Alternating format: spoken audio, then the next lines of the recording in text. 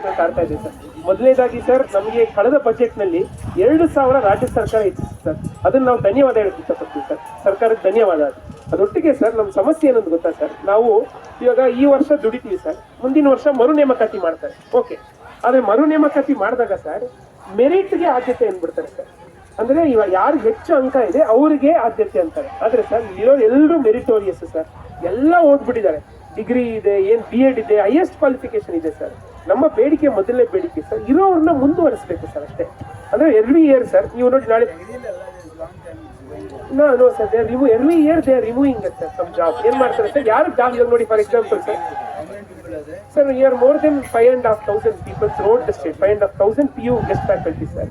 Every year ಏನ್ ಮಾಡ್ತಾರೆ sir, ಯಾರಿಗೆ ಒಂದು ಯಾವ್ದೋ ಒಂದು ಜಾಬ್ ವೇಕೆನ್ಸಿ ಇದ್ರೆ ಯಾರು ಜಾಸ್ತಿ ಮಾರ್ಕ್ಸ್ ಇದೆ ಅವ್ರಿಗೆ ಇಂಪಾರ್ಟೆನ್ಸ್ ಕೊಟ್ಬಿಡ್ತಾರೆ. ನಾವ್ ಹೇಳ್ತೀವಿ ಸರ್ ಎಕ್ಸ್ಪೀರಿಯನ್ಸ್ ಸರ್.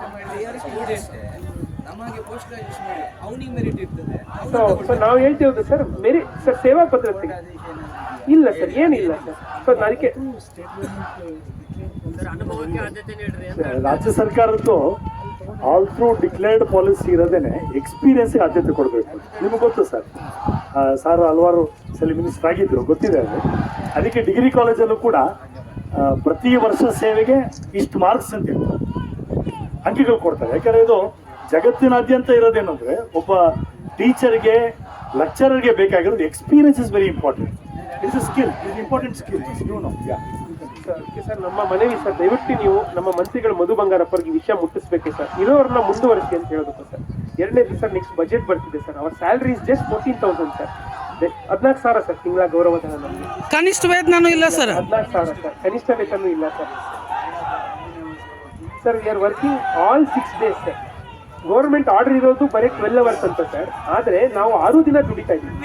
ಮಕ್ಕಳು 20 hours ದುಡಿತಾ ಇದೀವಿ, ಮಕ್ಕಳಿಗೋಸ್ಕರ ಸರ್ ದುಡಿತಾ ಇದೀವಿ ಸರ್. ಇಲ್ಲಿ ನಾವು ಕೇಳೋದು ಸರ್, ನೀವು ಮುಖ್ಯಮಂತ್ರಿಗಳ ಹತ್ರ ಮಾತಾಡಿ ಬರುವಂತ ಬಜೆಟ್ ನಲ್ಲಿ ಒಂದು ಡೀಸೆಂಟ್ ಸ್ಯಾಲ್ರಿ ಸರ್, ನಾವೆಲ್ಲ ಬದುಕುವಂತ ಒಂದು ಡೀಸೆಂಟ್ ಸ್ಯಾಲ್ರಿ. ಯಾಕಂದ್ರೆ ನಾವು ಚೆನ್ನಾಗಿದ್ರೆ ಮಕ್ಕಳು ಚೆನ್ನಾಗಿರಕ್ಕೆ ಸಾಧ್ಯ ಸರ್, ಅದೊಂದು ನೀವು ಹೇಳ್ಬೇಕು sir. Next important I think immediately you can solve sir. KKRDB ಅಡಿಯಲ್ಲಿ ಕೆಲವು PU ಕಾಲೇಜ್ ಶುರು ಮಾಡಿದ್ದಾರೆ ಸರ್, 6 ತಿಂಗಳಿಂದ ಸ್ಯಾಲ್ರಿ ಆಗಿಲ್ಲ ಸರ್. ಪ್ಲೀಸ್ ಸರ್ ಇದೊಂದು ಬರೀಬೇಕು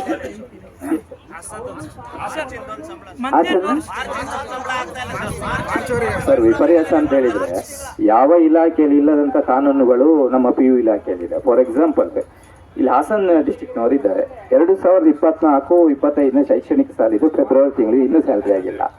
ಅದಲ್ಲದೆ ಅದನ್ನು ಪೆಂಡಿಂಗ್ ಇತ್ತು, ಅಲ್ಲಿ DDP ಏನು ಮಾಡಿದ್ದಾರೆ ಅಂತ ಹೇಳಿದ್ರೆ ಜೂನಿಂದ ಮೊನ್ನೆ ತನಕ ಸ್ಯಾಲ್ರಿ ಕೊಟ್ಟಿದ್ದಾರೆ. ಲಕ್ಷಾನುಗಟ್ಟಲೆ ಕೋಟಿಗಟ್ಟಲೆ ಅಲ್ಲಿ ಸ್ಯಾಲ್ರಿ ಎಲ್ಲೂ ಹೋಯ್ತಂತಾನೆ ಇಲ್ಲ, ಸರ್ಕಾರ ಕೊಟ್ಟದ್ದು. ಯಾಕೆ ಈ ರೀತಿ ಮಾಡ್ತಿದ್ದಾರೆ ಗೊತ್ತಿಲ್ಲ. ಇದೆ ಆಮೇಲೆ ಈಗ ಇಲ್ಲಿ KKRDಯಲ್ಲಿ ಇದ್ದಾರೆ, ಇಲ್ಲಿ 6 ತಿಂಗಳಾಯ್ತು ಅವರಿಗೆ ಸ್ಯಾಲ್ರಿ ಆಗಿದೆ. ಓಕೆ, ಆಮೇಲೆ ನಮಗೆ ಬೇಕಾಗಿರುವಂತ ಏನಂದ್ರೆ ನಮಗೆ 14,000 ರೂಪಾಯಿಯಲ್ಲಿ ಖಂಡಿತವಾಗಿ ಜೀವನ ಮಾಡ್ಲಿಕ್ಕೆ ಸಾಧ್ಯ ಇಲ್ಲ. ಇವತ್ತು ಒಂದು ಉದಾಹರಣೆ ಕೊಡುದಂತ ಆದ್ರೆ, ಇವತ್ತೆಲ್ಲ PUಗೆ ಟೀಚ್ ಮಾಡುವಂತ ನಾವು ಲೆಕ್ಚರ್ಸ್ NEET, CET, KCET ಎಲ್ಲ ಟ್ರೈನ್ಡ್ ಮಾಡ್ತೇವೆ. ನಾವು ಕಲ್ತು ಹೋಗಿರುವಂತಹ ಮಕ್ಕಳು ನಾವು ಅದೇ ಸರ್ವಿಸಲ್ಲಿ ಮುಂದುವರಿತಿರ್ತೇವೆ. ಆದ್ರೆ ಅವರಿಗೊಂದು 3 ವರ್ಷ ಡಿಗ್ರಿ ಮಾಡಿ ಆಮೇಲೆ 4ನೇ ವರ್ಷಕ್ಕೆ ಅಥವಾ 5ನೇ ವರ್ಷಕ್ಕೆ ಅವನಿಗೆ ಜಾಬ್ ಸಿಕ್ತಂತಾದ್ರೆ ಅವನಿಗೆ ಅಲ್ಲಿ ಸ್ಯಾಲ್ರಿ 50,000 ರಿಂದ 60,000 ರೂಪಾಯಿ ಇರುತ್ತೆ. ನಾವು ಇದೇ 14,000 ರೂಪಾಯಲ್ಲಿ ಮುಂದುವರಿತಾ ಇರ್ತದೆ. ನಮಗೊಂದು ರೀತಿ ಜೀವನದಲ್ಲಿ ಜಿಗುಪ್ಸೆ ಬರ್ತದೆ. ಇದರಲ್ಲಿ ಎಷ್ಟೋ ಮಂದಿ PhD ಆದವರಿದ್ದಾರೆ, ನೆಟ್ ಪಾಸ್ ಆದವರಿದ್ದಾರೆ. ಇದೆಲ್ಲ ಒಂದು ರೀತಿ ನಮಗೆ ಆಗ್ತಿರುವಂತ ಅನ್ಯಾಯ. ಆದ್ರಿಂದ ದಯವಿಟ್ಟು ನಿಮ್ಮಲ್ಲಿ ರಿಕ್ವೆಸ್ಟ್ ಮಾಡುವಂತ ಏನಂತ ಹೇಳಿದ್ರೆ, ನಮಗೊಂದು ನ್ಯಾಯಯುತವಾದಂತ ವೇತನ, ಒಂದು 30,000 ರೂಪಾಯಿ ಕನಿಷ್ಠ ವೇತನ ಕೊಡಿ. ಆಮೇಲೆ ಮುಂದೆ ಬರುವಂತಹ ಬಜೆಟ್ ನಲ್ಲಿ ದಯವಿಟ್ಟು ಮುಖ್ಯಮಂತ್ರಿಯವರಿಂದ ಹಾಗೂ ಮಾನ್ಯ ಶಿಕ್ಷಣ ಸಚಿವರಿಂದ ನಮಗೊಂದು ಬೇಸಿಕ್ ಸ್ಯಾಲರಿಯನ್ನು ಒದಗಿಸಿಕೊಡಿ. ಆ ಮುಂದಿನ ದಿನಗಳಲ್ಲಿ ಹಂತವಾಗಿ ನಮಗೊಂದು ಸೇವಾ ಭದ್ರತೆಯನ್ನು ಒದಗಿಸಿಕೊಡಿ. ಆಮೇಲೆ ಈಗೇನು ಡಿಗ್ರಿ ಕಾಲೇಜ್ನಲ್ಲಿ ಕೃಪಾಂಕ ಇದೆಯೋ ಆ ರೀತಿ ಮಾಡಿ ನಮಗೆ ಬೇಕಾದ ಸ್ಯಾಲ್ರಿ ಜಾಸ್ತಿ ಮಾಡಿ, ನೋ ಪ್ರಾಬ್ಲಮ್. ಆ ನಂತರ ಈಗ ಇನ್ನೇನು ಈ ರೀತಿ ಈ ಸ್ಯಾಲ್ರಿಗಳು ಪೆಂಡಿಂಗ್ ಮಾಡ್ಕೊಂಡಿರ್ತಾರೋ ಆ ಸ್ಯಾಲ್ರಿಗಳನ್ನೆಲ್ಲ ಯಾವುದೇ ಕಾರಣಕ್ಕೂ ಅಧಿಕಾರಿಗಳು ಪೆಂಡಿಂಗ್ ಮಾಡದ ರೀತಿಯಲ್ಲಿ ಇಲಾಖೆಯಲ್ಲಿ ಸ್ಪಷ್ಟ ಆದೇಶ ಇದೆ ಸರ್. ದಯವಿಟ್ಟು PU ಇಲಾಖೆಯವರು ಯಾರಾದ್ರೂ ಅಧಿಕಾರಿಗಳಿದ್ರೆ ಸ್ವಲ್ಪ ಗಮನ ಹರಿಸಿ. ನಿಮ್ಮ ಇಲಾಖೆಯಲ್ಲಿ ಆದೇಶ ಇರುವಂತದ್ದು ಅತಿಥಿ ಉಪನ್ಯಾಸಕರಿಗೆ ವಾರದಲ್ಲಿ 10 ರಿಂದ 12 ಗಂಟೆ ಕಾರ್ಯನಿರ್ವಹಿಸಲಿಕ್ಕೆ ಡೈರೆಕ್ಟರ್ ಇಂದ ಬ್ಯಾಂಗ್ಳೂರಿಂದ ಆರ್ಡರ್ ಆಗಿರುವಂತದ್ದು. 32 ಜಿಲ್ಲೆಯ ಜಿಲ್ಲಾ ಉಪನಿರ್ದೇಶಕರು DDP ಏನ್ ಮಾಡ್ತಾರೆ ಅಂತ ಹೇಳಿದ್ರೆ, ಆಮೇಲೆ ಪ್ರಿನ್ಸಿಪಲ್ರು ಏನ್ ಮಾಡ್ತಾರೆ ಅಂತ ಹೇಳಿದ್ರೆ 10 ರಿಂದ 12 ಗಂಟೆ ಕಾರ್ಯಭಾರವನ್ನು ಜಾಸ್ತಿ ಇದ್ರೆ ಇನ್ನೊಂದು ಗೆಸ್ಟ್ ಲೆಕ್ಚರ್ ತಗೊಳ್ಳಿ ಅಂತ ಇದೆ. ಅದು ಎಷ್ಟೇ ಸಬ್ಜೆಕ್ಟ್ ಇರ್ಬೋದು, ತೆಗೆದುಕೊಳ್ಳದೆ ಒಬ್ಬರಿಂದಲೇ ನಾಯಿ ದುಡಿಸ್ದಂಗೆ ದುಡಿಸ್ಕೊಳ್ತಾರೆ 24 ಗಂಟೆ. ಸ್ಯಾಲ್ರಿ 14,000. ಕೊನೆಯಲ್ಲಿ ಷರ ಹಾಕಿದ್ದಾರೆ ಇಲಾಖೆಯವರು. ನಾವು ಕೊಟ್ಟಿರುವಂತ ಷರತ್ತನ್ನು ಏನಾದರೂ ಉಲ್ಲಂಘನೆ ಮಾಡಿದರೆ ನಿಯಮಾನುಸಾರ ಪ್ರಾಂಶುಪಾಲರ ಮೇಲೆ ಹಾಗೂ ಜಿಲ್ಲಾ ಉಪನಿರ್ದೇಶಕರ ಮೇಲೆ ಕಾನೂನು ಕ್ರಮವನ್ನು ತೆಗೆದುಕೊಳ್ಳಲಾಗುವುದು ಅಂತ. ಇವತ್ತಿನವರೆಗೆ ಯಾರ ಮೇಲೂ ಕಾನೂನು ಕ್ರಮವನ್ನು ತೆಗೆದುಕೊಳ್ಳಲಾಗಿಲ್ಲ. ಒಂದು ವಿಚಿತ್ರ ಕಾನೂನು ಅಂತೇಳಿ ಶಿವಮೊಗ್ಗದಲ್ಲಿ ದಯವಿಟ್ಟು ಅಬ್ಸರ್ವ್ ಮಾಡಿ, ಮಾನ್ಯ ಧನಂಜಯ ಸರ್ MLC ಅವರ ಗಮನಕ್ಕೆ ನಾನು ತಂದಿದ್ದೇನೆ. ಗೆಸ್ಟ್ ಲೆಕ್ಚರ್ಸಿಗೆ ಇಲಾಖೆಯಲ್ಲಿ ಅವಕಾಶ ಇಲ್ಲ, ಕಾನೂನು ಬಾಹಿರ ಡೆಪ್ಯುಟೇಷನ್ ಹಾಕಿಬಿಟ್ಟಿದ್ದಾರೆ. ಗೆಸ್ಟ್ ಲೆಕ್ಚರ್ಸಿಗೆ 3 ದಿನ ಎಲ್ಲಿ ನೇಮಕಾತಿ ಮಾಡ್ಕೊಂಡಿದ್ದಾರೆ ಉಪನ್ಯಾಸಕ್ಕೆ, ಅತಿಥಿ ಉಪನ್ಯಾಸಕ್ಕೆ, ಅಲ್ಲಿ 3 ದಿನ ವರ್ಕ್ ಮಾಡಬೇಕು. ಅದೇ ಡಿಸ್ಟಿಕ್ ಒಳಗಡೆ, ಅದೇ ತಾಲೂಕು ಒಳಗಡೆ ಇನ್ನೊಂದು ಕಡೆ 3 ದಿನ ಗೆಸ್ಟ್ ಲೆಕ್ಚರ್ ವರ್ಕ್ ಮಾಡಬೇಕು. ಅವ್ರಿಗೆ ಹೋಗ್ಲಿಕ್ಕೆ ಹಳ್ಳಿಗಾಡು ಪ್ರದೇಶ 60-70 ಕಿಲೋಮೀಟರ್ ಇದೆ.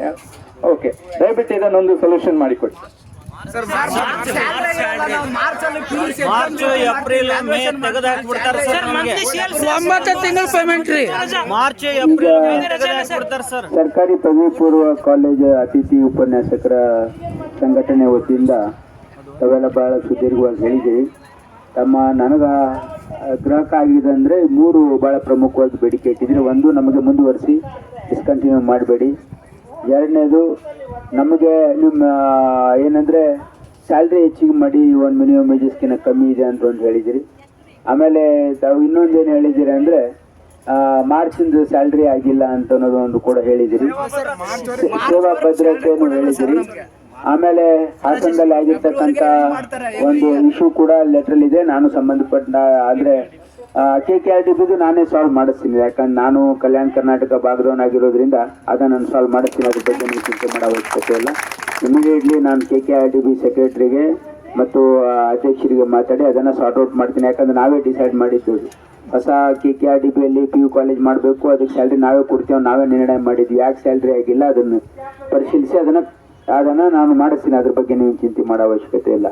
ಈ ಮಿಕ್ಕಿದ್ದೆಲ್ಲ ಏನು ಇಶ್ಯೂಸ್ ಎಲ್ಲ ಹೇಳಿದಿರಿ, ನಾನು ನಮ್ಮ ಪ್ರಾಥಮಿಕ ಮತ್ತು ಪ್ರೌಢ ಶಿಕ್ಷಣ ಸಚಿವರಾಗಿರ್ತಕ್ಕಂಥ ಮಧು ಬಂಗಾರಪ್ಪ ಅವ್ರ ಜೊತೆ ಚರ್ಚೆ ಮಾಡಿ ನಿಮ್ಮ ರಿಪ್ರೆಸೆಂಟೇಷನ್ ಮೇಲೆ ನಾನು ಒಂದು ನೋಟ್ ಕೊಟ್ಟು ಇದನ್ನು ಸಾಲ್ವ್ ಮಾಡೋದಕ್ಕೆ ಮತ್ತು ಮುಂದೆ, ಯಾಕಂದರೆ ಇದನ್ನು ಇವನ್ ಏನಾಗಿತ್ತು, ನಿಮ್ಮಲ್ಲಿ ಯಾವುದೂ ಕೋರ್ಟಿನ ಇದನ್ನು ನಿರ್ಬಂಧನೂ ಇಲ್ಲ. ಯಾಕಂದರೆ ಹೈಯರ್ ಎಜುಕೇಷನಿಗೆ ಪಾಪ ಅವರಿಗೆ ಡಿಗ್ರಿ ಕಾಲೇಜಲ್ಲಿ ಒಂದು ಕೋರ್ಟಿನ ನಿರ್ಬಂಧ ಬಂದು ಅವ್ರಿಗೆ ತೊಂದರೆ ಆಗಿದೆ ಅವರಿಗೆ.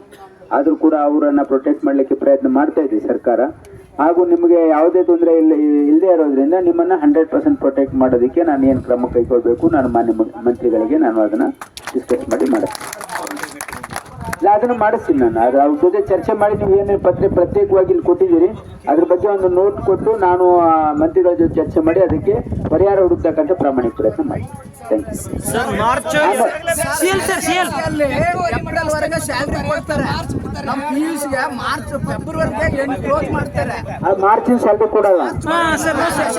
ಬರೇ 9 ತಿಂಗಳು, ಇನ್ನು 3 ತಿಂಗಳ ಚಾದ ಅಂಗಡಿ ಆಗಿರೋದು ನೋಡಿವ್ರ. ಓಕೆ ಸರ್, ನಮ್ಮ ಸಂಘಟನೆ ಪರವಾಗಿ ನಿಮಗೆ ಧನ್ಯವಾದಗಳು ಸರ್. ದಯವಿಟ್ಟು ನಮ್ಮ ಸಮಸ್ಯೆಗಳನ್ನ ಬಗೆಹರಿಸ್ಕೊಳ್ಬೇಕಂತ ವಿನಂತಿ.